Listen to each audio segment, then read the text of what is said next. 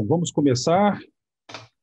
Chegamos a quase o último momento do nosso evento, a última sessão, na verdade, as últimas sessões, né, do nosso congresso. Teremos, na verdade, últimas não, né? Teremos ainda mais uma, óbvio, das 4 horas. A penúltima sessão são 2 simultâneas, do GT 6 e 7 agora, não é isso? Pessoal, me sopra se eu estiver errado aí. É isso mesmo. Obrigado. 6 e 7. Aqui no Zoom, transmitindo para o YouTube, nós temos o GT coordenado pelo professor João Vilney e o GT coordenado pela professora Rejane, né, da UFSCar, acontecendo no Meet. O link está no site artesdigitais.tk. Os links do Meet são diferentes, né, a cada sessão. Do Zoom é o mesmo link. Então, quem estiver aguardando aí na espera, já saiba que a gente vai aceitar rapidamente aqui, a gente vai aceitando as pessoas conforme a gente vai vendo elas aparecendo. Bom, muito obrigado pela presença de todo mundo neste GT e no outro, né? Vou passar a palavra para o professor João Vilney, para ele assumir a coordenação do seu GT na sua última sessão. É isso mesmo, Pablo. Isso mesmo, última sessão. Vamos lá, João, muito obrigado. Excelente. Pablo, muito boa tarde a todos. Obrigado pela recepção tão gentil. Sejam todos muito bem-vindos. Como o Pablo falou, nós vamos dar início à última sessão do GT6, Hardware e Softwares Livres e Proprietários nas Artes. Essa sessão tem o nome Experimentos Interativos Digitais 2, e ela vai contar com 2 apresentações. A primeira, quer dizer, a ordem eu não sei, mas uma delas vai ser a do Felipe Carrelli da Silva, da Federal do Rio de Janeiro, o trabalho que chama Estrelas no Deserto, utilizando a realidade virtual na divulgação da etnoastronomia dos refugiados sarauís. E o outro trabalho que também vai ser apresentado agora nesta nossa sessão chama Bem-vindo, Reitor, experiências com Pure Data, arte e tecnologia, da graduanda de Design Digital Paula Soares, da UFC, e também do graduando Nery Filho, também da UFC. Vamos dar início aos vídeos, então peço, por favor, que o Luiz inicie, e depois a gente vai ter um tempo de debate e de conversa. Muito obrigado.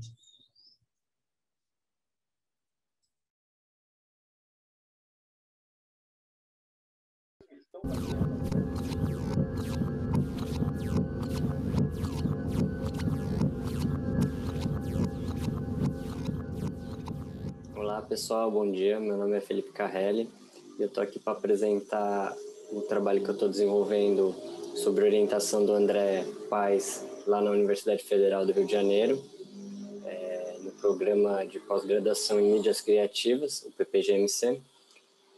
E aí o trabalho que eu vou apresentar hoje chama Estrelas no Deserto, utilizando a realidade virtual na divulgação da etnoastronomia dos refugiados sarauís. E aí esse trabalho ele faz parte então desse projeto que eu estou fazendo no mestrado profissional lá, que é o Estrelas do Deserto, onde a gente busca utilizar a realidade virtual como uma ferramenta para a divulgação desde essa perspectiva da divulgação científica, da etnoastronomia. A etnoastronomia entra aqui com essa ideia de descolonização da ciência, né? Dos refugiados sarauís, que então são o nosso sujeito, né? A gente não aborda eles como objeto, mas sim sujeito, através do processo de cocriação, que eu vou falar um pouquinho também durante essa apresentação. Então, lá no mestrado profissional, além do texto, né, da dissertação, a gente precisa apresentar também um produto, e no meu caso, eu escolhi utilizar um documentário em realidade virtual que busca, através da divulgação da cosmovisão do povo sarauí, denunciar a situação de refúgio enfrentada por essa população do Saara Ocidental desde 1975. Então, essa parte em branco foi um pouco a hipótese inicial do projeto, e aí essa parte em amarelo é a demanda que surge através desse processo de cocriação com os sarauís, né, com os refugiados, e aí então eles propõem que a gente aborde também a questão política dentro dessa questão da divulgação científica, e eu vou falar um pouquinho para vocês sobre isso, mas antes eu acho interessante sempre dar uma contextualizada no conflito do Saara Ocidental, bem rapidamente, né?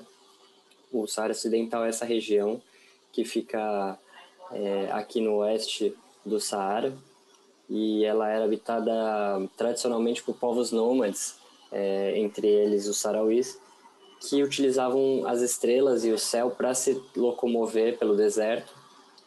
Então eles têm uma relação com muitas histórias, muitas lendas e muitos significados. E aí em 1900 eles são colonizados pela Espanha, que fica lá até 1975, quando a Espanha abandona essa região, essa colônia, e por isso Marrocos se aproveita desse vazio jurídico, invade a região, expulsa os sarauís, que começam um êxodo coletivo em direção à Argélia. A Argélia doa um pedaço de terra perto de Tindouf para eles construírem então seus acampamentos de refugiados, onde eles estão então desde 1975 sobre essa condição, esperando uma resolução, e por isso já são a quinta população, né, que mais em situação de refúgio mais prolongada. E aí dentro desse contexto, eu em 2019, né, fui com o Galileu Mobile, que é um projeto de divulgação de astronomia que leva a astronomia para cantos remotos, né, do planeta desde 2009. Eu participo desde 2014. E aí o Galileu Mobile foi realizar o projeto Amanar, que é um projeto onde a gente foi até os campos de refugiados para fazer a divulgação de astronomia, mas não só isso, porque o Galileu Mobile ele tem essa preocupação não só de levar a astronomia ocidental, tradicional, para esses lugares onde a gente vai, mas também dentro dessa perspectiva de divulgação de ciência desde uma perspectiva decolonial, aprender sobre as culturas e as lendas e as histórias que essas populações têm com relação ao céu, que a gente chama de cosmovisão, e fazer esse trabalho de etnoastronomia ou astronomia cultural, onde a gente busca fazer essa troca de conhecimento e ouvir o que eles têm para dizer, né? E aí dentro desse projeto, o meu papel era tentar entender como divulgar esses relatos que a gente ia registrar ali na realidade virtual, né? E aí através disso eu adotei essa metodologia de pesquisa-criação, onde a gente existem vários modos, mas basicamente a ideia de você criar para pesquisar e pesquisa para criar, né? E aí tentando entender como representar os refugiados, como trabalhar com os refugiados dentro da realidade virtual e a realidade virtual dentro desse contexto da divulgação científica. Das propostas que o André me sugeriu foi da gente trabalhar com esse processo de cocriação, que é essa ideia de não criar um filme ou um documentário ou uma obra sobre uma determinada população, mas com essa determinada população. Então, através de entrevistas não diretivas e uma construção de um diálogo onde a gente explicitava mesmo esses dispositivos, né, qual era o nosso objetivo ali, qual era a ideia do nosso produto e dessas entrevistas, a gente tentava receber críticas, sugestões e ver como que eles pensavam sobre o nosso projeto também, né?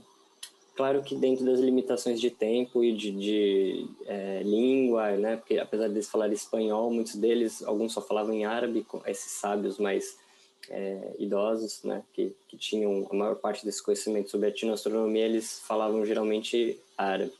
Então a gente tinha algumas limitações para esse processo de cocriação, mas o que a gente conseguiu receber de feedback deles é que era muito importante não separar a parte humanitária do todo. Então, como diz aqui o Mohamed Ali, que é o secretário do Departamento de Memória Oral do Ministério da Cultura Sarauí, ele fala que esse trabalho tem que ser com uma base comum, né? Um fator comum. É um trabalho cultural, científico, político e social.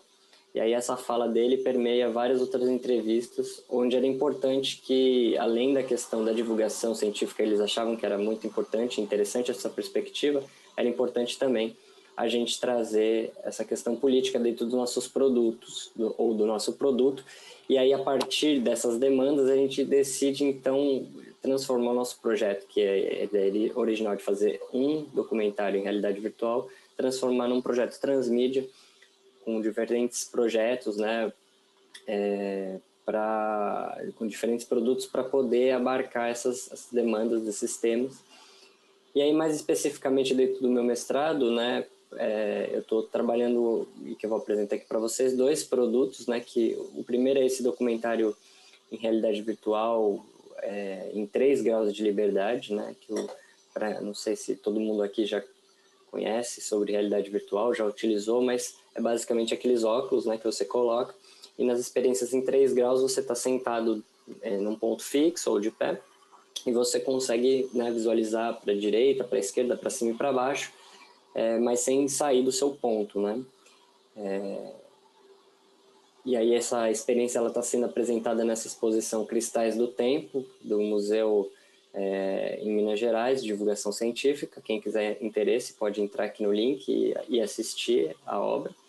Tem aproximadamente 10 minutos. E também estamos desenvolvendo então uma experiência agora que está sendo desenvolvida em 6 graus de liberdade, que além dessas que eu comentei, você também consegue se deslocar dentro da cena, né? E aí essa experiência ela traz um grau maior de liberdade, né? De realismo, de interação e de presença ali para o interator, né? Para o participante.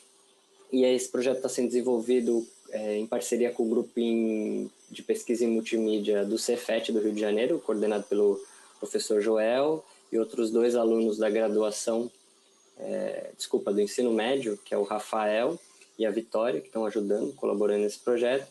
Que eu trouxe um pequeno trechinho que a gente gravou do protótipo que a gente está desenvolvendo. Então você começa a experiência sentado num tapete, e aí você pode se deslocar, e aí você vai então chegando até os personagens que vão contando então essas histórias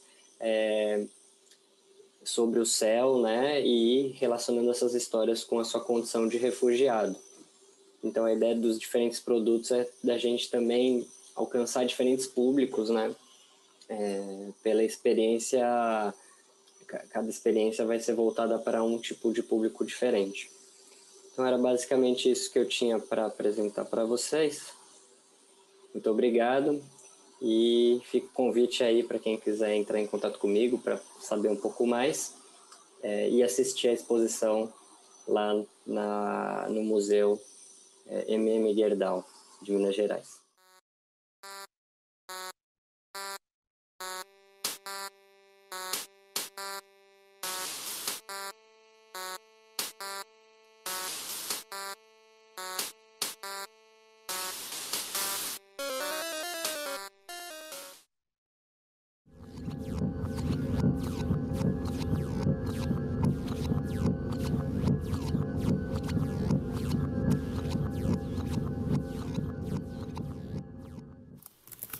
Olá pessoal, tudo bem? Meu nome é Felipe Duarte e eu sou aluno de doutoramento do Colégio das Artes em Arte Contemporânea da Universidade de Coimbra.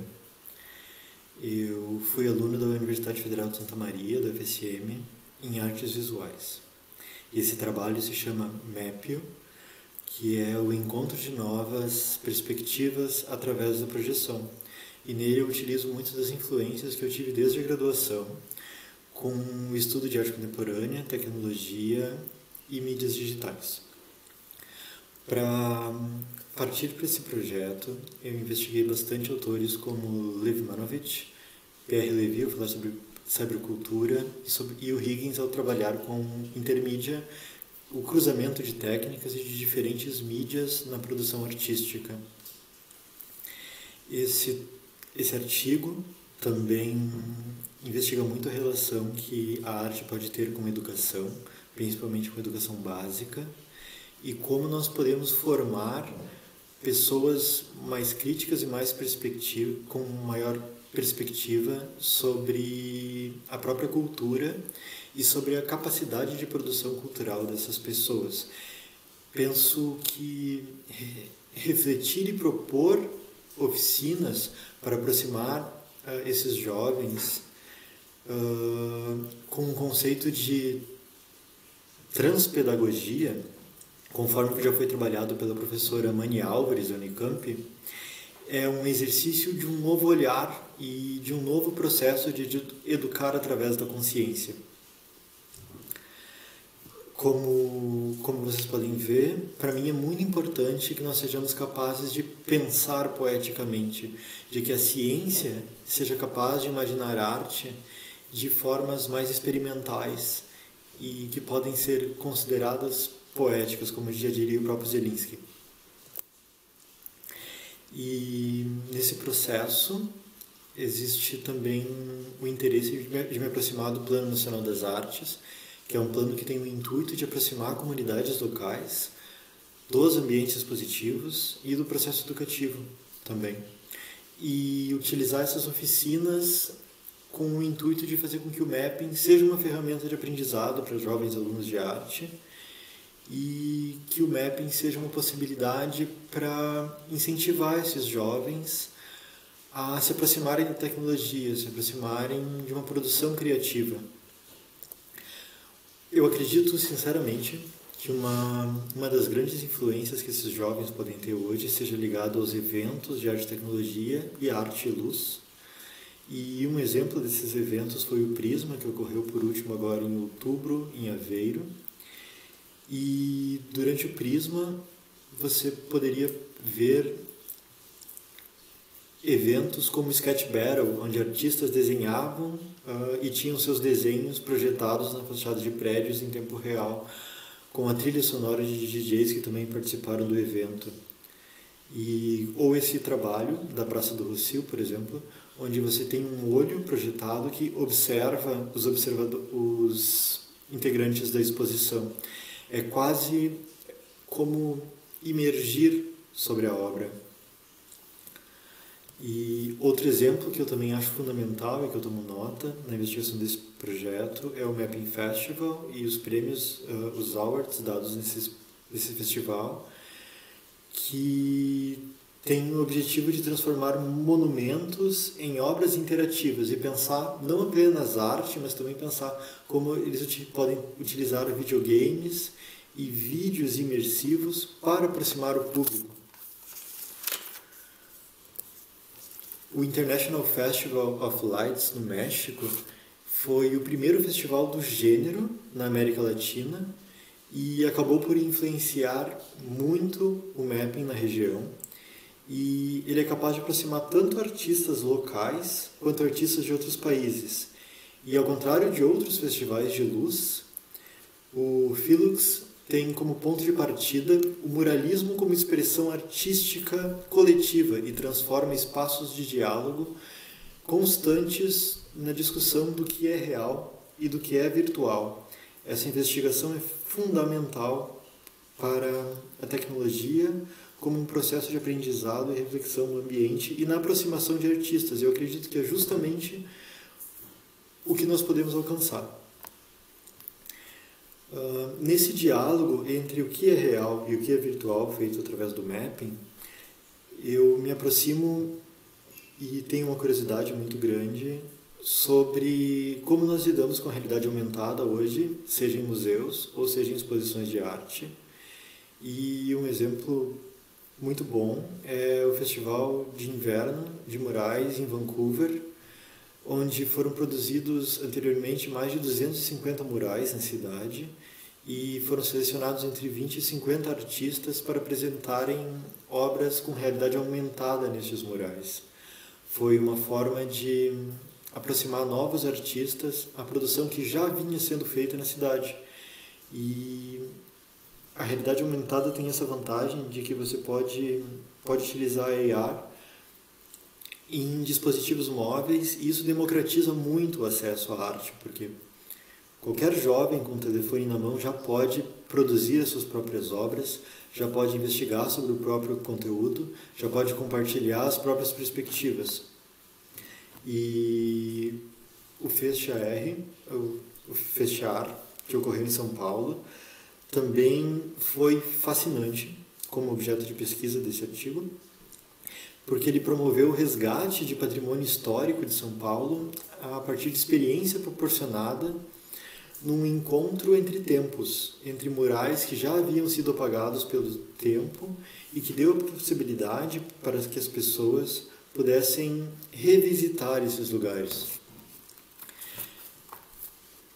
Trazer uma reflexão sobre a efemeridade da arte urbana foi um grande intuito desse festival, e assim como ele, vários festivais ocorrem atualmente, e festivais capazes de utilizar a tecnologia, utilizar a realidade aumentada, utilizar mapping, me cativam muito. Eu acredito que se nós formos capazes de utilizar essas ferramentas para aproximarmos o público de uma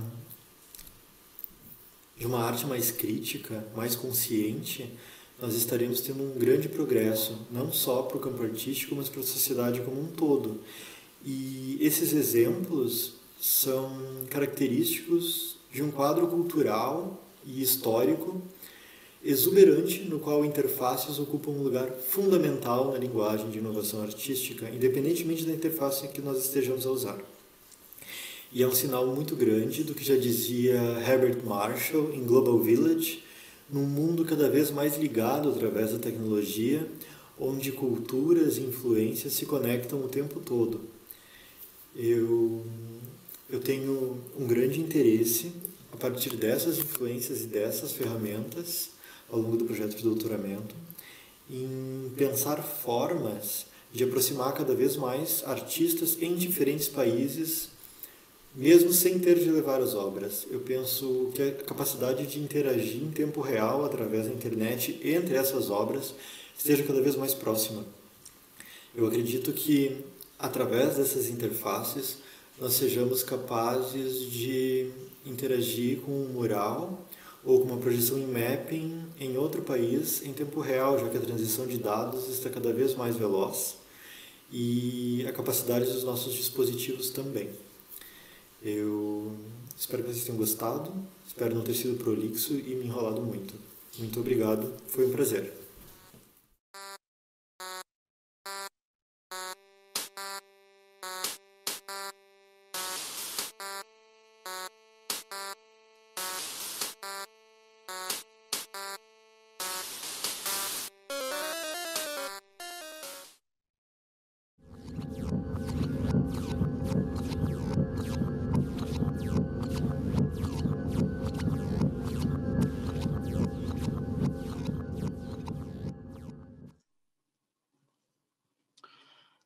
Olá, eu sou Paula, sou estudante de Design Digital na Universidade Federal do Ceará, campus Quixadá, e venho aqui apresentar o trabalho Bem-vindo, Reitor, Experiências em Pura Data, Arte e Tecnologia, que desenvolvi junto com o professor Dr. João Vinei e o colega de graduação, Nery Filho. Bom, inicialmente, para falar sobre esse trabalho, é importante falar sobre o Puridata. O Puridata é uma linguagem de programação visual, ou seja, é uma linguagem que permite o espectador a criar, o artista, o programador, a criar programas com elementos gráficos em vez de, essencialmente, texto. Ou números, coordenados dentro da lógica de programação que a gente conhece. Como o próprio nome enfatiza, se constitui através de uma informação pura, que é gerada a partir de caixas de objetos, mensagens e valores pré-estabelecidos, também em números, né? Tem como finalidade a produção e processamento de imagens e vídeos ao vivo, além de sons, e foi criada em 1990 por Miley Pocket, contribuidor do Centro de Pesquisa e em Computação em Artes na Universidade da Califórnia, San Diego, Estados Unidos. É uma linguagem aberta e disponível para diversos sistemas. Encontra cada vez mais contribuidores e estudiosos. Esse trabalho tem como objetivo entender o Puridata como possibilidade de interação e perceber suas potências e limitações. Como eu havia dito, o Puridata ele se constitui basicamente dessas caixas, né? A gente tem a caixa objeto, caixa mensagem, caixa átomo numérico e a caixa símbolo. É através da interação dessas caixas e das saídas e entradas que cada uma delas traz que a linguagem se coloca, a linguagem se coloca enquanto possibilidade para pensar esse trabalho artístico, né? Apesar de se tratar de uma linguagem de alto nível, o Polidata ele traz em sua estrutura, digamos assim, possibilidade de criar interações múltiplas, né, com entradas e saídas diversas. Então, você pode usar projetor, pode usar um sensor, como Arduino, microfone, câmera de vídeo, dispositivos que substituem o teclado e o mouse, por exemplo, né? Dentro desse nesse processo de entendimento e assimilação do dispositivo nesse lugar, que junto com o Nery, com o João e outros estudantes, a gente passa a elaborar questões teóricas e conceituais que envolvem a ideia de arte e tecnologia. E todas essas questões, inclusive sobre esse trabalho, sobre a linguagem, a gente foi sendo feita dentro do grupo de pesquisa Explorando Hardware e Software Livre, Arte e Tecnologia no Campus de Quixadá, que é coordenado pelo professor João Vinei. E aí, nesse processo, foi importante inicialmente para nós perceber como é que a gente pode produzir um trabalho artístico que não esteja simplesmente enfatizando a tecnologia em si, ou a linguagem de programação em si, enquanto potência, mas que traga uma proposição estética e política de fato potente. Bom, foi nesse... E aí eu trago aqui uma passagem do texto Arte e Mídia, do Arlindo Machado, que o autor menciona isso, assim, né, que todas as técnicas, os artifícios, os dispositivos que o artista utiliza para conceber, construir e exibir seus trabalhos, eles não são apenas ferramentas inertes, nem mediações inocentes, né? Toda escolha prevê um resultado e indiferente aos... não são apenas ferramentas inertes, nem mediações inocentes, né? São indiferentes dos resultados que se podem substituir por qualquer outra, né? Toda escolha presume um resultado em específico e esses procedimentos que o artista pode ter são carregados de conceitos, eles têm uma história e derivam de condições produtivas bem específicas quando a gente fala de arte e tecnologia. Então, arte e mídia, como qualquer arte, fortemente determinada pela condição técnica, coloca o artista diante do desafio permanente de, ao mesmo tempo, que se abre às formas de produzir do presente, contrapor-se também ao determinismo tecnológico. Então, isso inicialmente é uma questão, né, que parte dentro do grupo de pesquisa e que a gente leva para o desenvolvimento dessa instalação, e aí nesse momento que a gente percebe que um acontecimento na universidade reverbera de fato no pontapé inicial para a instalação, que ironicamente a gente chama de Bem-vindo Reitor.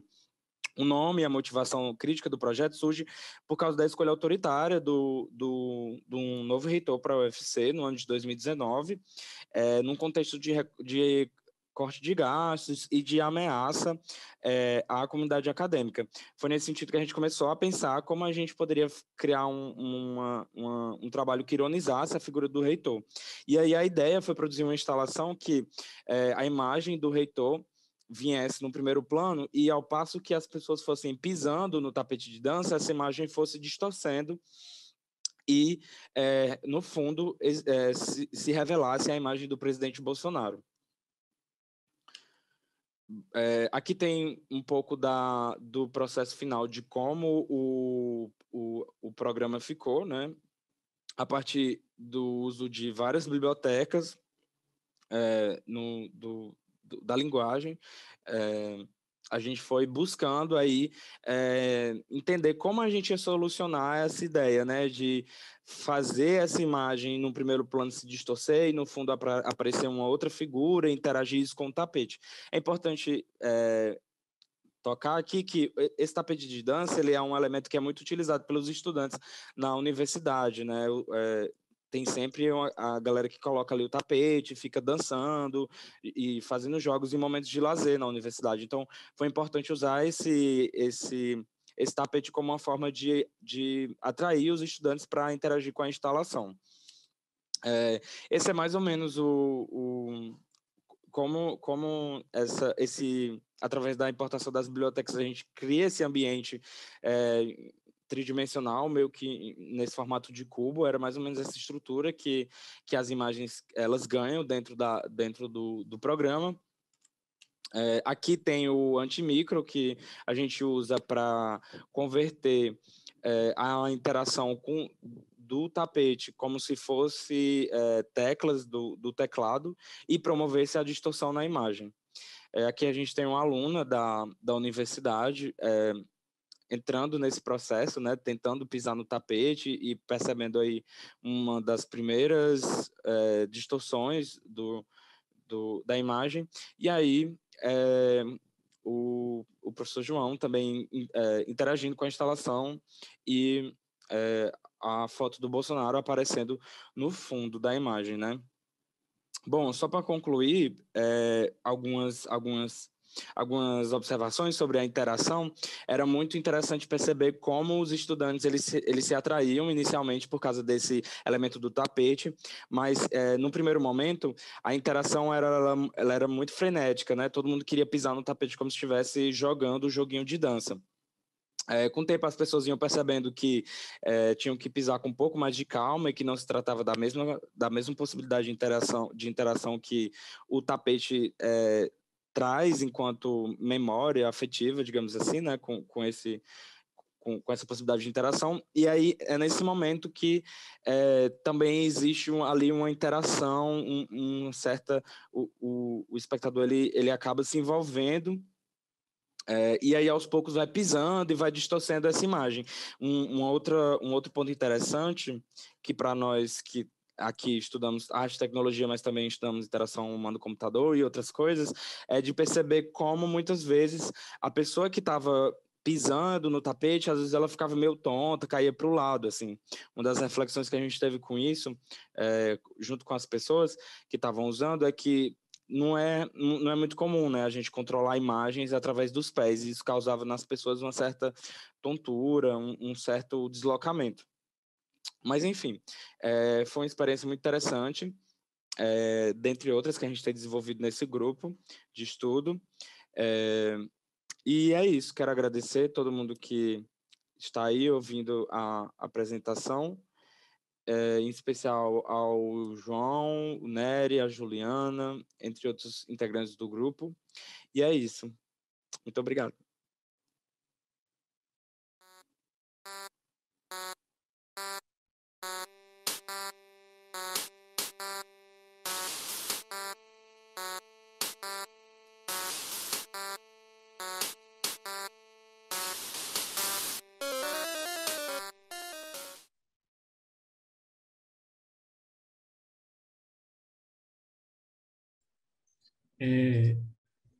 Vixe Maria, estou aqui tô enrolado depois da Paula falar, mas eu já vou falar do trabalho da Paula. Primeiro, dar os parabéns para todos os colegas que apresentaram, dar as boas-vindas para o Felipe Duarte. Eu não tinha percebido, Felipe, que você tinha entrado, eu vi agora no chat que você está interagindo, e não tinha apresentado você no começo. Seja muito bem-vindo. Antes de passar para as perguntas, eu queria fazer comentários bem rápidos sobre as apresentações todas.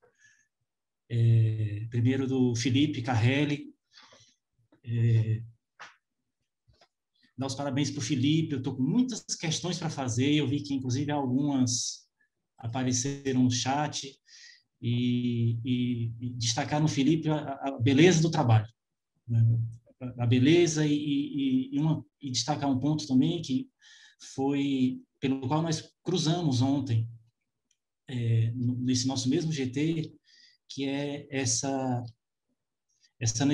necessidade e essa abertura que o artista que vai trabalhar num lugar precisa ter para ouvir o lugar, né? Você chega num lugar para desenvolver um trabalho, achando que simplesmente vai colocar seu trabalho lá, ou que seu trabalho, que você vai levar o trabalho, a iluminação para aquele grupo, para aquelas pessoas que vão receber ele, e não é assim, né? Se você leva a sério o trabalho, se você está mesmo interessado em fazer uma coisa em conjunto, você vai com intenção e vai minimamente aberto para que essas suas intenções se misturem com as intenções das pessoas que lá estão, e a partir daí a coisa aconteça, e depois não se sabe muito bem de quem é a coisa, de tão misturado que fica depois. O Carrelli me fazendo lembrar do Careri, né, que foi outro autor que a gente conversou um pouco no GT de ontem. Com relação à apresentação do Felipe Duarte, eu fiquei feliz de saber que ele está em Coimbra, a faculdade, a Escola das Artes é incrível. Fiquei muito curioso por esse evento em Aveiro. Eu estudei em Aveiro e vivi em Aveiro bastante tempo. Mas depois eu faço pergunta para ele. O que eu queria o que eu queria destacar da apresentação do Felipe, eu apontei aqui,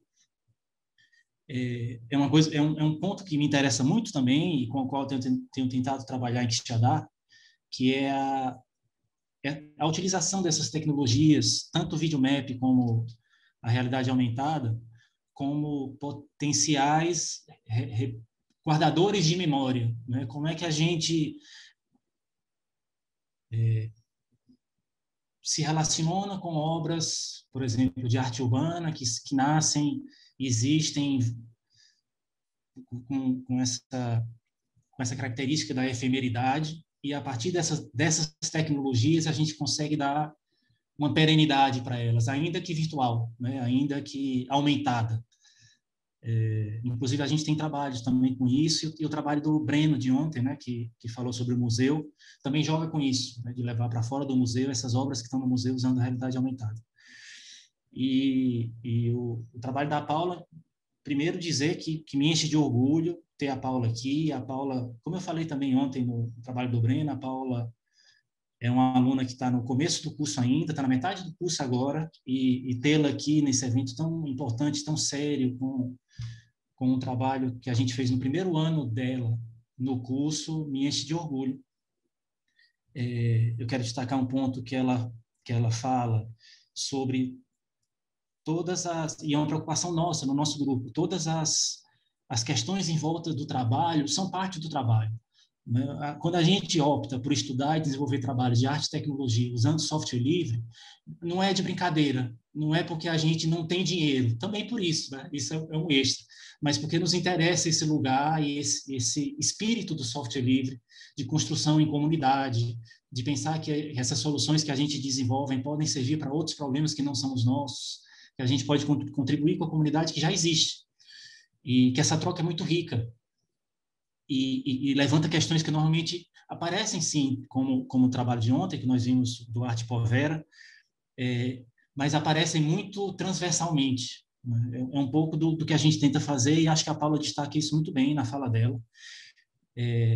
Outra coisa, eu já falei do orgulho, né? E aproveitar para dizer que eu, assim como a Paula e como o nosso grupo, eu não compactuo com a escolha do presidente da República e do ministro da Educação da escolha do reitor da Universidade Federal do Ceará. Neste momento, nós temos o reitor que não foi escolhido pela comunidade, e eu, assim como muitos dos meus colegas e todo o nosso grupo, nós não concordamos com isso. Isso fica gravado, isso fica público, e pronto.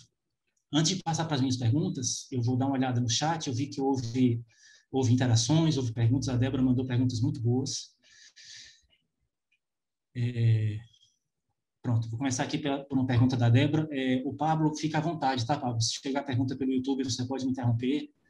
Perfeito. Na verdade, não teve porque caiu, né? Caiu o sinal. A gente perdeu o chat aquela hora, mas também não tinha, era só comentários, né? E voltamos aquela hora que eu te avisei, mas até agora... Tudo bem. E deixo todos à vontade, pessoal. Eu esqueci de falar no começo, mas a gente tem aqui mais de meia hora de conversa, que é a parte mais rica, né? E é uma coisa que eu destaco deste evento, este evento que o Pablo coordena e que tem aqui para o Labfront trabalhando, é um dos poucos que eu costumo participar em que existem momentos de debate para valer, né? Que a gente possa aproveitar o debate. Ontem foi muito bom. Então, a Débora manda a seguinte pergunta. Débora, já agora um beijinho, os cumprimentos para você. Ela escreve o seguinte: muito legal ver os caminhos que tomou a tua pesquisa, Felipe Duarte. Parabéns. Fiquei querendo saber mais das relações entre arte e educação que você coloca lá no início da tua fala. Se o Felipe puder ligar a câmera dele, não sei se está ligada, e não se importar de responder. Boa tarde. Tudo bem? Eu queria, parabenizando o Felipe Carrelli e a Paula pelas apresentações, eu adorei mesmo. Mandar um oi para a Débora, sou um grande fã dela ainda. E a relação com arte e educação, nesse processo pedagógico, performativo, eu acredito que é possível se alcançar através da projeção, está ligada justamente à visibilidade de novas perspectivas. Eu falo isso com um exemplo principal no Light Festival, que ocorreu em Aveiro, durante o Artec do ano passado, em outubro, porque ocorreu durante a pandemia, durante algumas noites no mês de outubro, e tinham policiais na rua, fazendo com que as pessoas mantivessem o distanciamento necessário para apreciar as obras. E as pessoas realmente mantinham distância umas das outras, e elas podiam caminhar pela cidade e ver as obras expostas lá. O que me traz preocupação com relação à educação é porque escolas puderam visitar esses locais, mesmo fora do horário de aula. Instituições como estudantes da Universidade de Aveiro puderam participar de workshops durante esse festival, o Artec do ano passado. Inclusive está com chamada aberta para desse ano, se vocês tiverem interesse, eu aconselho dar uma olhada no edital.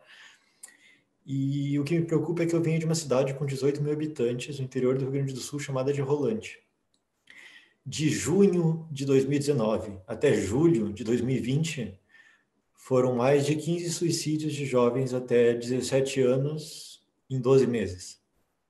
Por falta de perspectiva com relação ao estudo e com relação à carreira profissional, em função de não terem mais aulas, não terem mais contato social, principalmente durante a adolescência, isso é horrível. E eu tenho uma irmã de 15 anos, isso me preocupa muito. Eu conheci alguns pais desses jovens, e eu acredito que a arte, principalmente quando está relacionada a eventos, assim, pode trazer novas perspectivas, principalmente numa região completamente industrial como é a de onde eu nasci. Então, eu imagino que realmente, se nós pudermos unir esses workshops, essas oficinas, com uma comunidade local, nós podemos trazer maior potencial de criação para esses jovens. E eu tenho uma pergunta para o Felipe e para a Paula, eu não quero furar a fila dos que já deixaram no chat, mas é bem Não, breve. Duarte, tá à vontade, é ótimo, assim, é isso mesmo. Fica à vontade, Obrigado. nós temos tempo. É assim, eu estava escrever ela antes, quando vocês começaram, que é o seguinte, nos trabalhos dos dois, vocês falam sobre a importância da utilização de softwares livres, isso é realmente maravilhoso, mas a pergunta que eu tenho para vocês é sobre o dispositivo, porque no caso do Felipe, por exemplo, foram apresentados os óculos, mas ainda são dispositivos de difícil acesso para grande parte da população.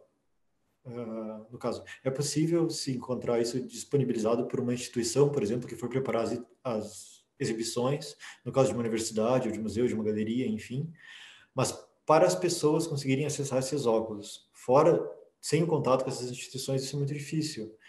E se vocês conseguem prever a médio, longo prazo, uma maior democratização do acesso a esses dispositivos, e no caso do trabalho da Paula, como era um trabalho em loco, no caso, era um trabalho planejado para ser exibido naquele local.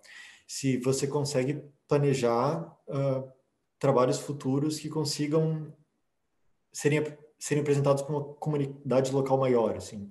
Se vocês têm essa intenção, não sei. É mais uma questão para deixar aberta, eu gostaria de saber o que vocês acham sobre isso.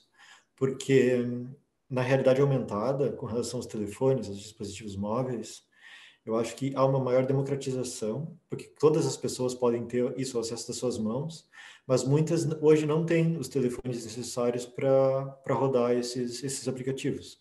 Eu vi um pouco disso na apresentação do Brennan, acho que foi no quinto grupo ontem, e é algo que tem se tornado mais democrático, mas a gente ainda está longe de que uma maior parte da população tenha acesso a isso.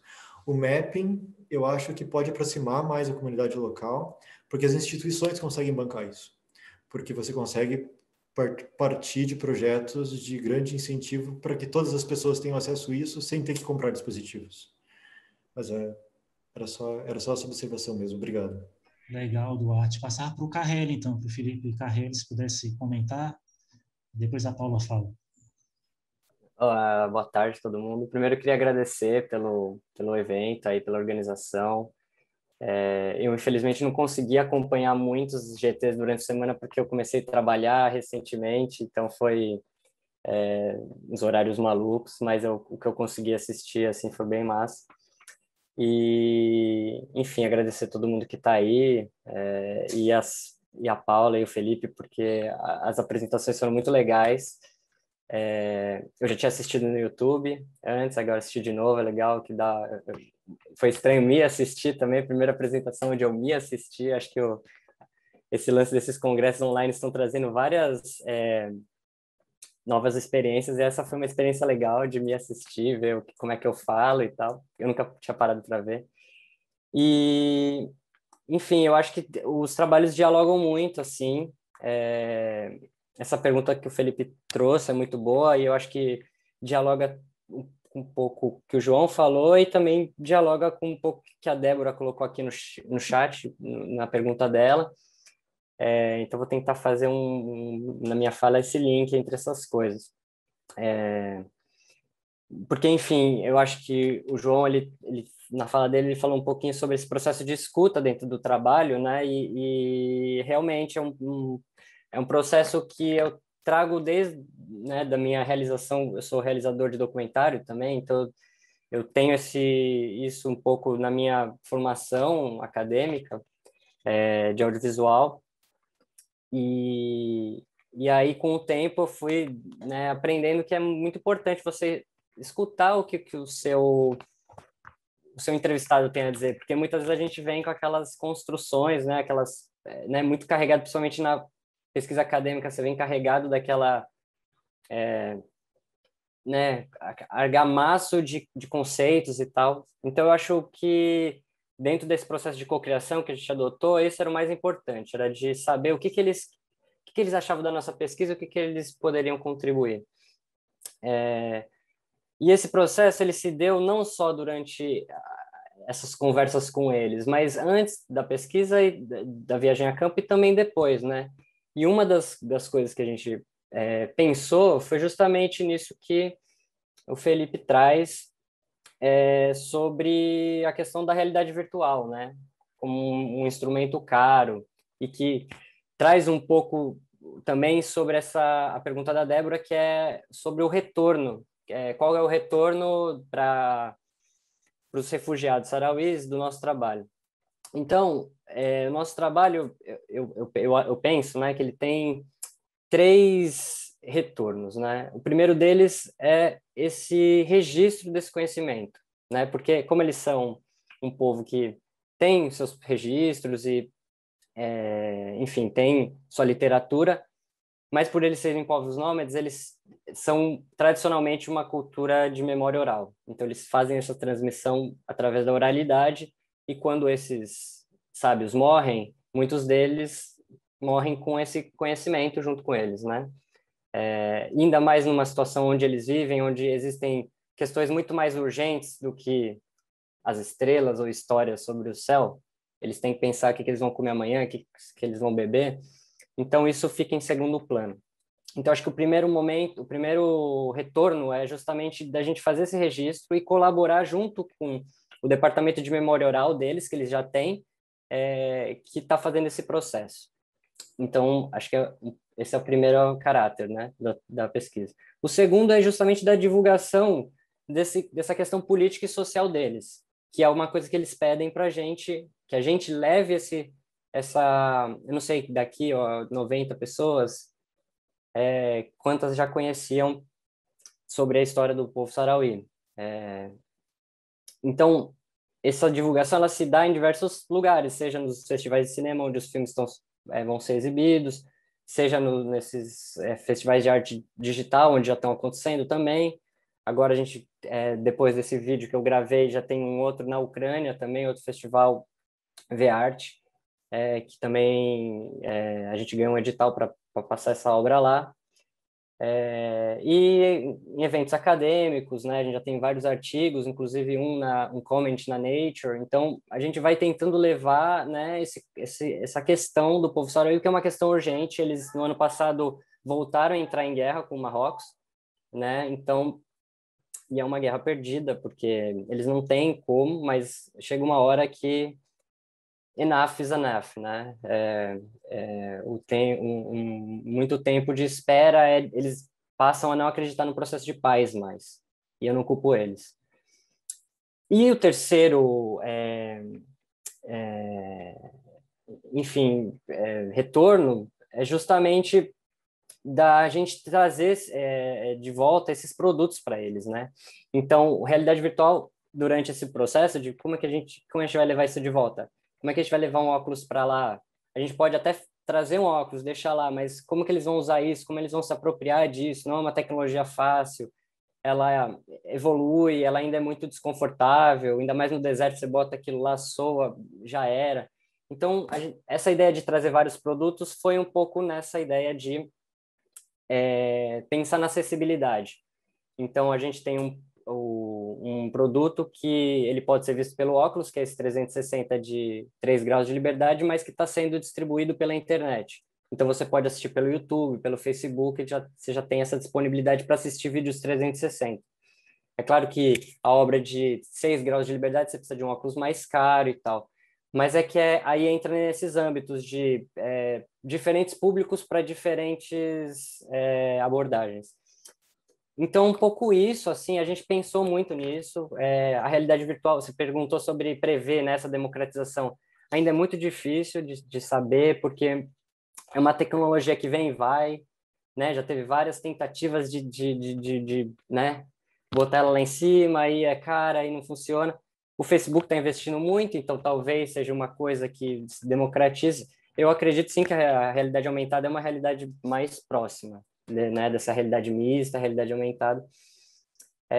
Mas vamos ver. De qualquer forma, a gente está fazendo esses estudos para tentar também trazer essa tecnologia para outros temas, não que só o entretenimento. Acho que achei um pouco isso, assim, para começar. Acho Excelente, que eu já Felipe. falei muito. Não, muito bom, é isso mesmo. É este momento para a gente conversar. Quando o Felipe destaca, o Carrelli, a questão do investimento do Facebook, isso não é à toa, né? Esses caras são muito vivos, eles não colocam dinheiro normalmente para perder. Eu não sei se todos sabem, ou muitos de vocês sabem, eles compraram aquela empresa Oculus, né? E estão lançando agora a próxima versão que vai custar $200. Inclusive, se vocês entrarem no site, vocês podem pedir. O nosso problema de estar vivendo no Brasil, neste Brasil, é porque $200 para a gente é muito dinheiro ainda, mas $200, se você falasse há 10 anos com alguém que, em 10 anos, né, ou 5 anos atrás, daqui a 5 anos você vai conseguir comprar um óculos desse que funciona praticamente sem fio, que você pode carregar várias coisas nele, com som não sei o quê, com a qualidade de vídeo que você não consegue ver o pixel mais, né? Você pode criar imagens que você não percebe o pixel, que nos óculos mais antigos você via e aquilo te entregava, né? Que você estava olhando para uma tela e não para uma paisagem. Por $200 era impensado. Eu tenho um amigo que trabalha com esses equipamentos e eu faço essa brincadeira com ele. Todos os anos eu pergunto se é o ano da realidade virtual e aumentada. Este ano que a gente vai comprar um, e o bichinho, coitado, mas está cada vez mais perto. Eu partilho com o Carrelli dessa ideia. Paula, você quer comentar um pouco da pergunta do Duarte? Oi, gente, bom dia.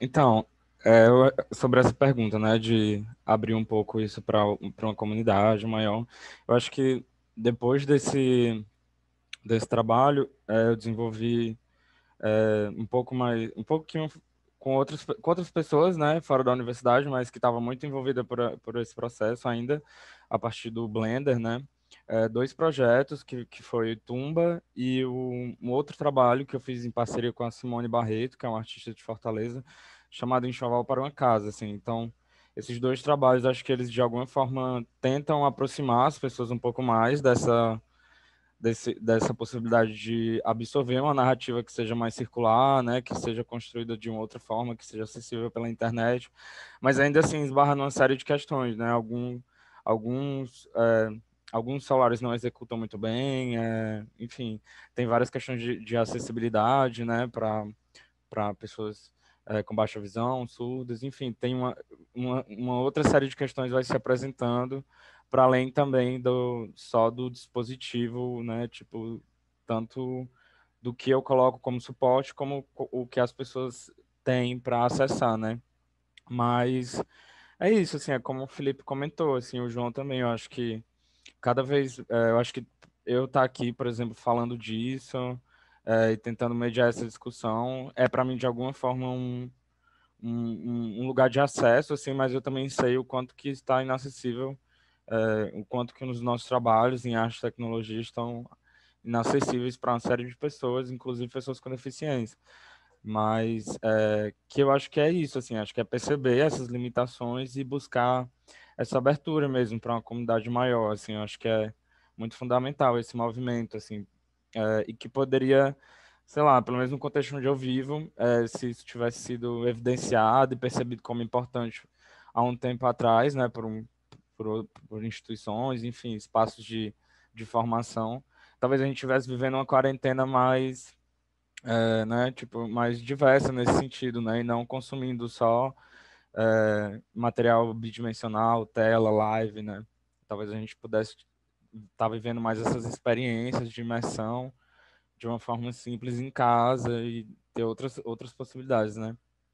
Mas é isso, acho que é essa coisa do tempo. Eu vou colocar aqui o link desses dois trabalhos que eu mencionei, se vocês quiserem ver depois. Legal, Paula. A Paula termina a fala dela destacando uma coisa muito interessante que tem tudo a ver com o evento, tem muito a ver com a pesquisa do laboratório do professor Pablo, que é essa discussão que foi acelerada com a pandemia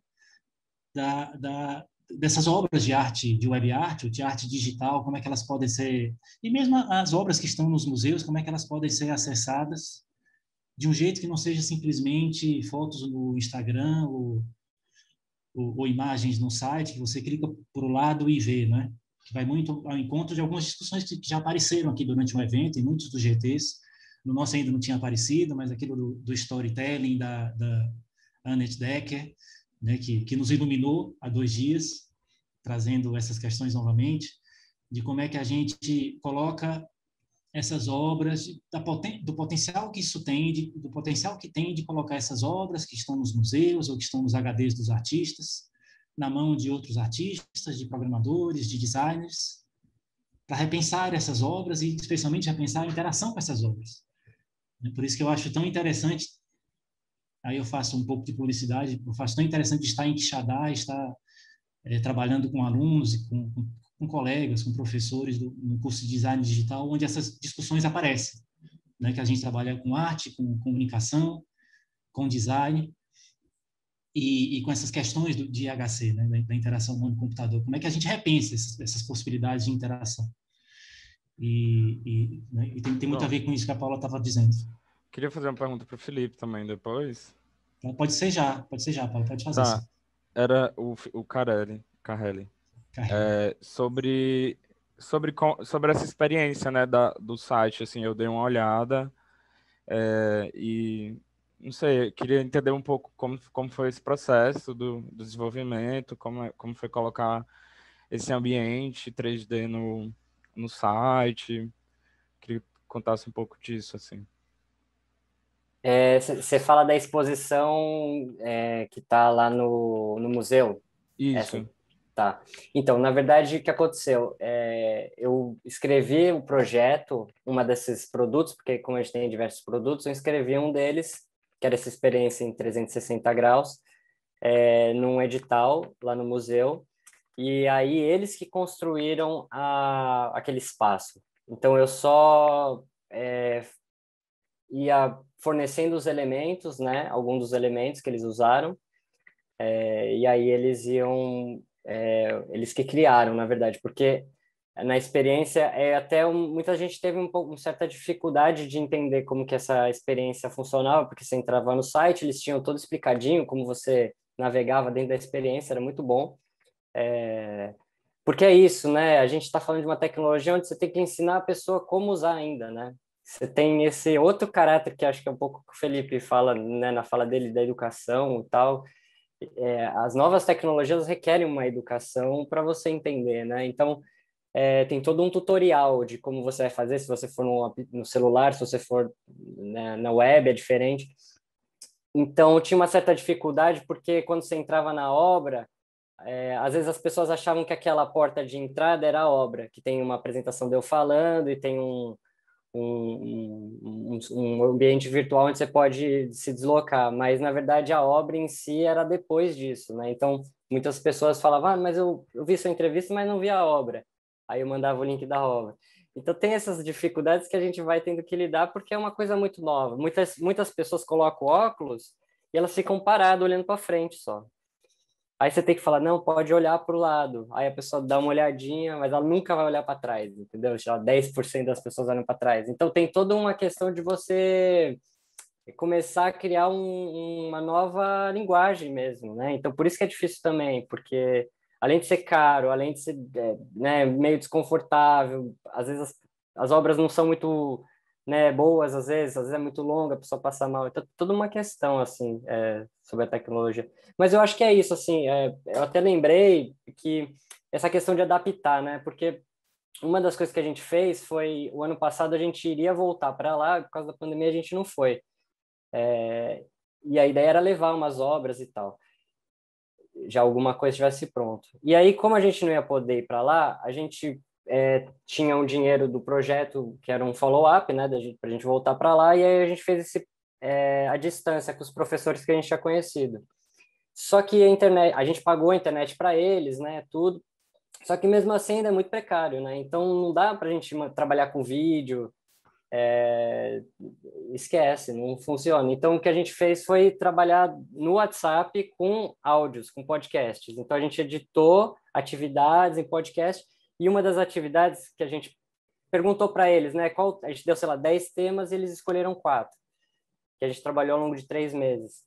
E um dos temas era justamente sobre a etnoastronomia cultural, que eles escolheram.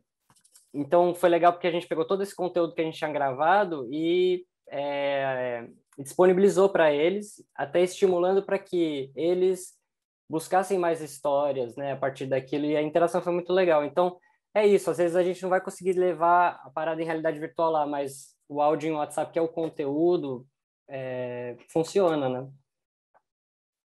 Um pouco Isso é isso. legal, cara. Muito bom, cara.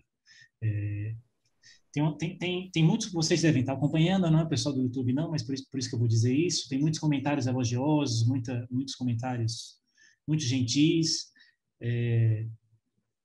Eu não vou ler todos, me perdoe, vou tentar destacar aqueles que trazem perguntas e vou começar com um da Débora também, que ela diz o seguinte: Paula e João, estou encantada com o viés político das proposições de vocês. E a Paula diz que diz isso, pois viu também a mesa de ontem, né, aqui no nosso GT. Parabéns pela coragem nesses tempos difíceis também. Muito obrigado, Paula.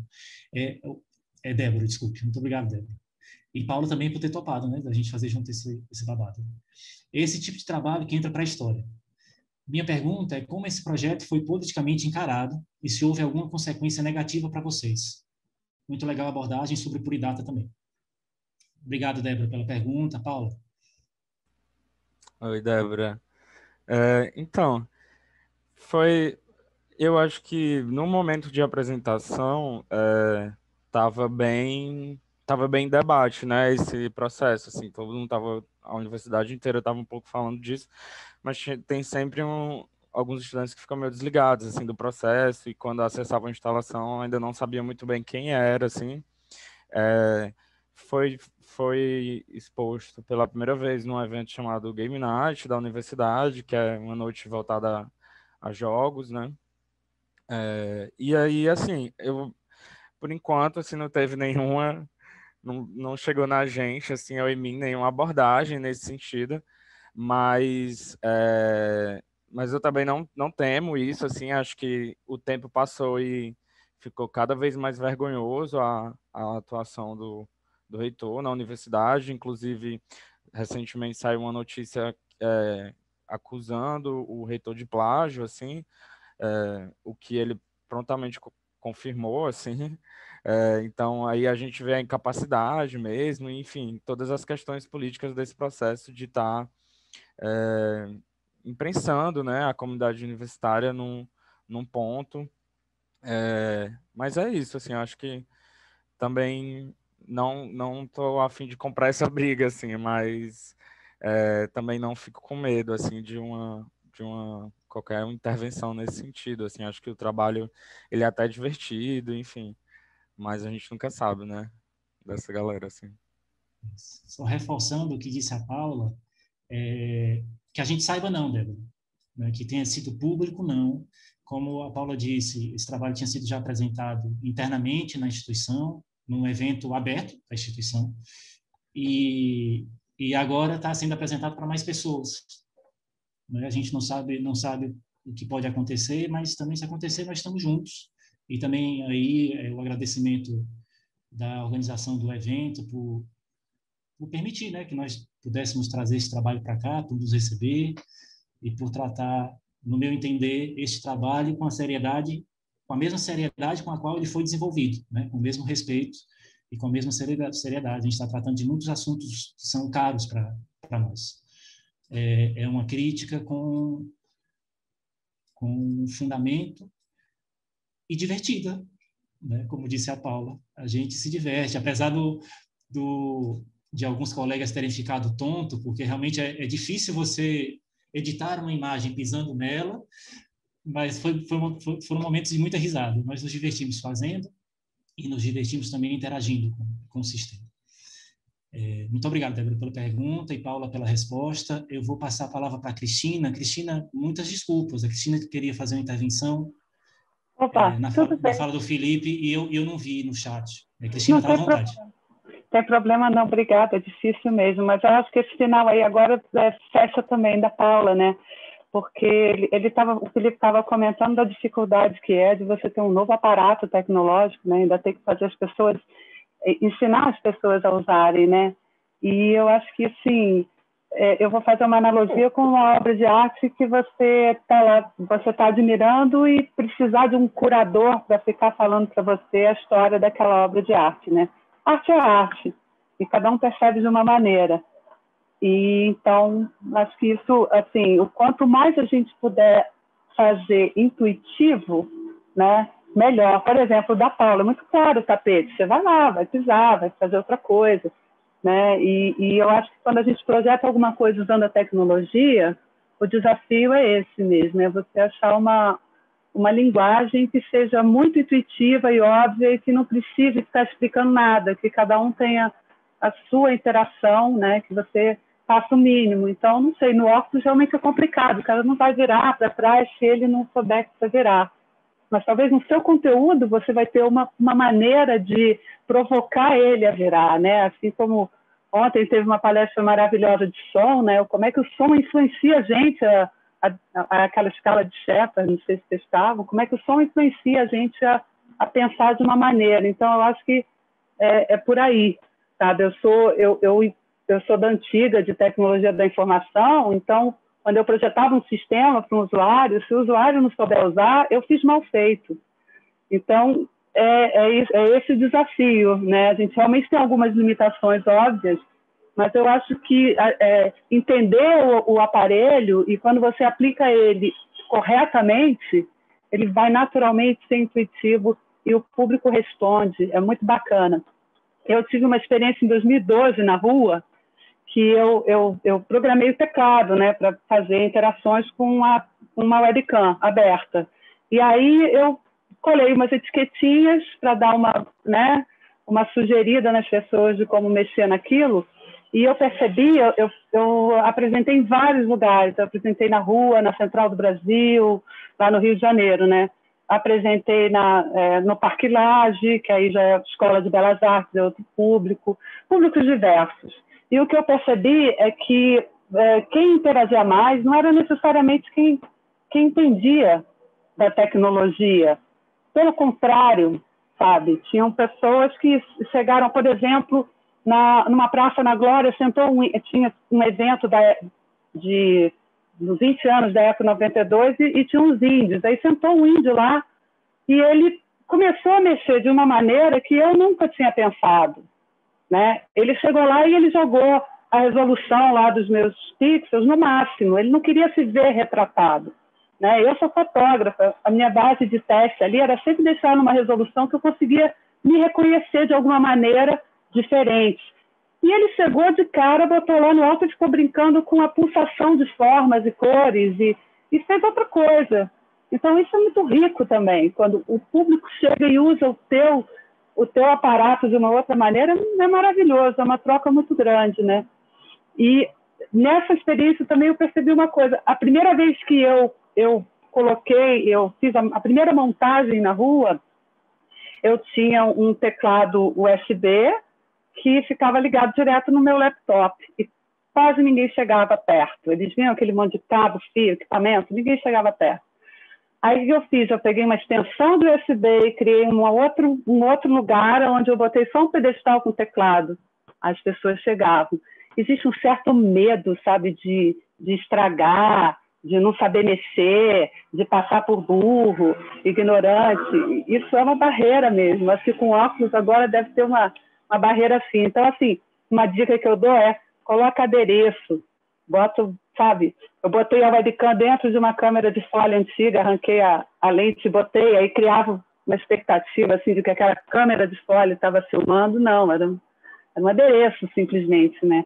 Então, acho que aí você pode talvez incrementar o trabalho nesse sentido também, colocar mais para o público com essa, misturar as outras artes, né? Pintar, sei lá, fazer outras coisas, botar coisas no chão, enfim, é isso. Muito legal, Cristina, muito, muito interessante, muito importante a sua fala, porque é este momento que nós estamos passando, né, com essa tecnologia, especialmente a que o Carrelli usa. É um momento em que essa tecnologia está ficando mais acessível, mas ainda para um grupo muito pequeno, o preço vai baixando, mais pessoas vão ter acesso a ela. Para esse acesso não ser tão chocante, é muito interessante a gente pensar em formas de tornar mais apetecível, no final das contas é isso, né? Aproximando a coisas que já são conhecidas. E é curioso, porque eu tinha uma expectativa, quando eu fui apresentar o trabalho na Escola de Artes Visuais no Parque Lage, eu tinha uma expectativa que ia ter um monte de gente usando. E não, aí entrava um lado lazer, não, já conheço, já sei o que vai fazer, não quer nem experimentar, sabe? E já o público leigo experimenta, um vai ter vergonha, o outro não. Enfim, é muito interessante isso não é da classe social mesmo. Legal, muito bom, Cristina. Muito importante a sua fala, muito obrigado pela partilha. Eu vou puxar aqui mais uma questão que veio da Cristina Horta, a quem eu já agradeço, porque eu tinha feito confusão aqui no chat, ela me chamou a atenção. Muito obrigado, Cristina.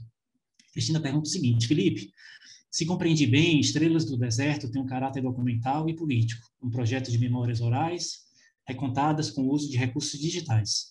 Como estamos falando de oralidade, paralelamente à noção de trabalho documental, você trabalha ou considera destacar as noções do imaginário das comunidades para a construção de uma memória cultural?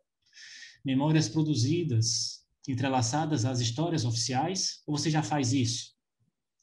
Aí ela completa. Minha questão é mais mesmo para compreender como você trabalha com as informações. Se é uma preocupação com a verdade, né, e coloca isso entre aspas, ou se há um espaço para uma poética da memória. Felipe, eu te passo a palavra e pedir a gentileza, a gente está chegando perto do fim. Se você puder comentar essa pergunta da Cristina. Tá bom, muito obrigado. Gostei também muito dos comentários da Cristina. Isso, não sei se é a mesma muitas Cristina. Cristinas, né? Não, é a mesma, muitos não, Felipes, é muitas outra. Cristinas, não. Duas Cristinas. Pois. Então, mas eu achei... obrigado pela pergunta. Então, assim, a gente tem uma equipe muito interdisciplinar ali no Galileu Mobile, né, nesse projeto que eu participo. Então, a gente tem desde astrônomos, divulgadores de ciência, cineastas, físicos. Então, uma dessas das pessoas que viajou com a gente, a Andrea, ela é especialista em astronomia cultural, em etnoastronomia.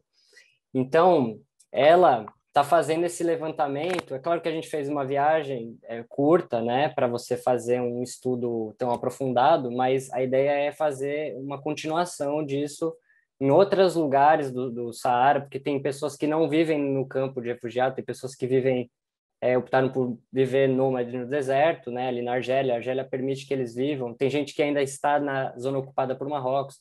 Então, a ideia é voltar e fazer mais pesquisa sobre isso, porque o que ela faz é justamente cruzar essas informações, de escutar e saber qual que é o nome daquela estrela, quando ela sai, como que ela ficou sabendo daquilo. E aí você não coloca um juízo de valor nem nada, você sempre escuta o que a pessoa está falando, você anota e aí depois você vai em outra pessoa e pergunta novamente, como se você não soubesse nenhuma daquela informação. E aí você cruza essas informações para saber, né, como elas se repetem e tal, como que ela é recorrente, para saber justamente, dentro desse campo da etnoastronomia, o que é uma construção ali, né, coletiva e o que é, não, às vezes é só aquela pessoa que dá aquele nome para aquela estrela e tal. Mas dentro do meu trabalho de divulgação, esse é o trabalho que ela está fazendo, né? E aí, dentro do meu trabalho, é pegar essas informações e aí transformar num produto de divulgação, um documentário. E aí, para mim, aí eu vou um pouco nessa linha que o Coutinho, né, do Eduardo Coutinho do cinema faz, que é meio que assumir que tudo que a pessoa fala ali para você é a verdade e a verdade dela, né? E aí, claro que eu não vou entrar no mérito de julgar ali o... É claro que questões históricas a gente consegue ter um discernimento e tal, mas a questão sobre as lendas, sobre as coisas mais voltadas para a cosmovisão das pessoas, aí a gente não questiono. Não sei se era um pouco isso que era a pergunta, mas é um pouco assim. Eu acho que sim, Felipe. Obrigado. Cristina, se não tiver ficado claro, você está à vontade, tá, de perguntar de novo. A gente está chegando no fim, mas a gente acelera a conversa. Deixa eu chamar o Duarte, já para fazer uma questão muito, muito pontual, Duarte, para você. Você disse que está fazendo doutoramento, eu não sei se eu entendi bem. No seu doutoramento, você propõe desenvolvimento de trabalhos, você está fazendo estudos sobre trabalhos de outros artistas? Fala um pouco sobre isso, por favor. O meu doutoramento é em arte contemporânea, com foco da pesquisa performático com tecnologia. Então, eu não sei se vocês me escutam bem, eu estava falando meio longe do microfone. Estamos ouvindo bem, sim. A ideia é propor trabalhos que consigam tornar instalações em mapping interativas em tempo real. Eu havia tentado fazer isso no Planetário do Porto durante o mestrado, tinha sido possível com o Kinect. Hoje nós já não precisamos mais do Kinect para identificar pontos no corpo. Inteligência artificial já faz isso. Dá para, inclusive, baixar livrarias para utilizar isso no processing. Fica a dica para a galera que estiver online. E então a ideia mesmo é tornar essas instalações em mapping ou em ambiente virtual interativas.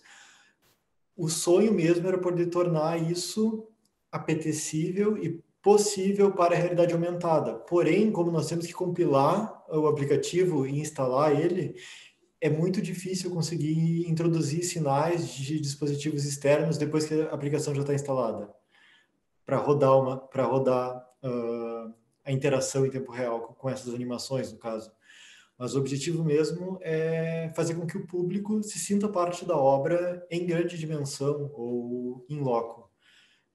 Só que a participação em maior escala é importante para mim hoje para refletir a comunidade local, para que as pessoas se sintam parte desse trabalho, mesmo que o trabalho não seja grande, mas que isso possa interferir na vida delas, mesmo que seja com escolas locais ou para crianças em um ambiente escolar. Muito legal, ficou muito mais claro para mim agora. Muito obrigado pela partilha.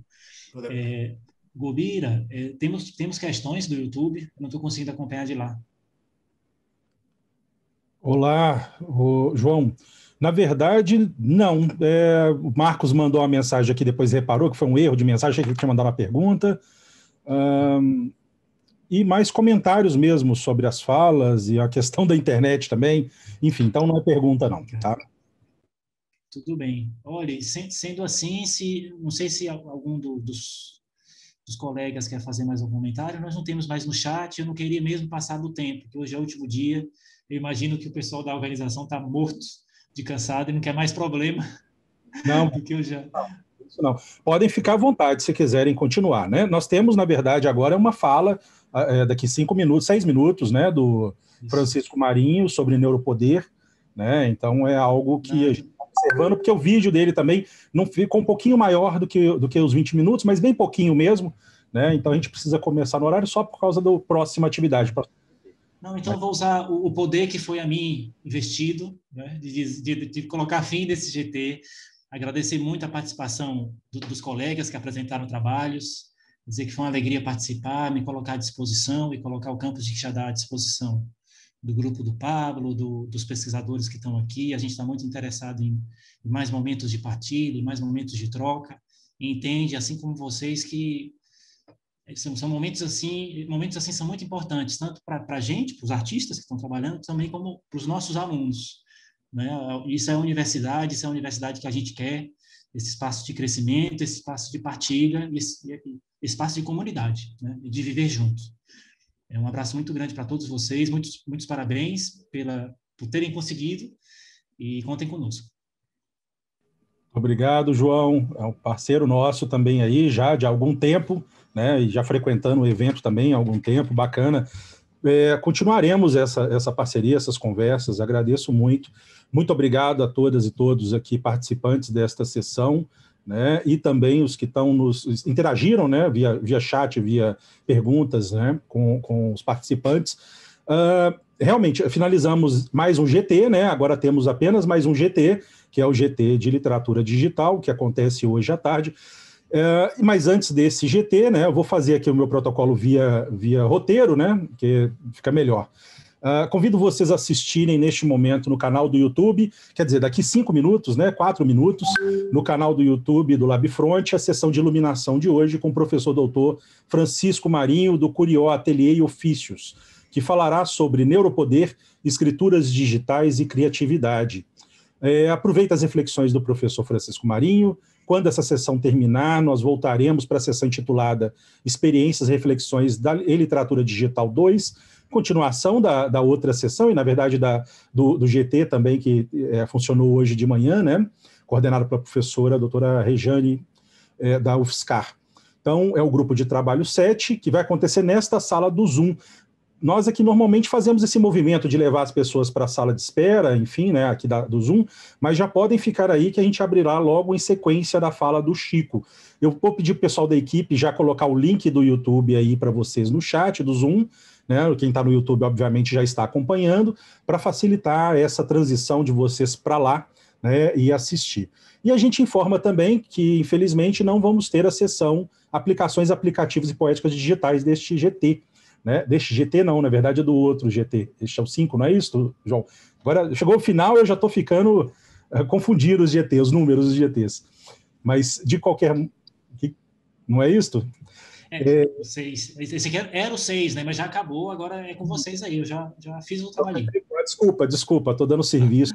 Então, lembramos mais uma vez que no website do evento, artesdigitais.tk, temos a programação ainda completa, que vai acontecer ainda hoje, e atualizado do evento, os resumos de todos os trabalhos, e também no canal do YouTube do LabFront vocês encontram os vídeos, né, que às vezes eventualmente não passaram completamente aqui nas sessões, ou travaram, enfim, tudo isso pode ter acontecido, né, ou foram censurados pelo YouTube, tivemos que fazer alguma intervenção, também aconteceu isso. Então, vocês vão encontrar os vídeos e os autores podem até comentar no YouTube, dando outros links, né, para ver o vídeo completo, ver outros materiais, eu recomendo muito fazer isso.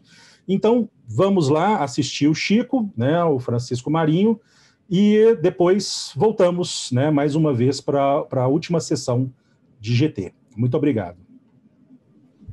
Obrigado, pessoal. Valeu, galera. Obrigado aí. Boa tarde. Parabéns, gente. Um abraço muito grande. Prazer conhecer.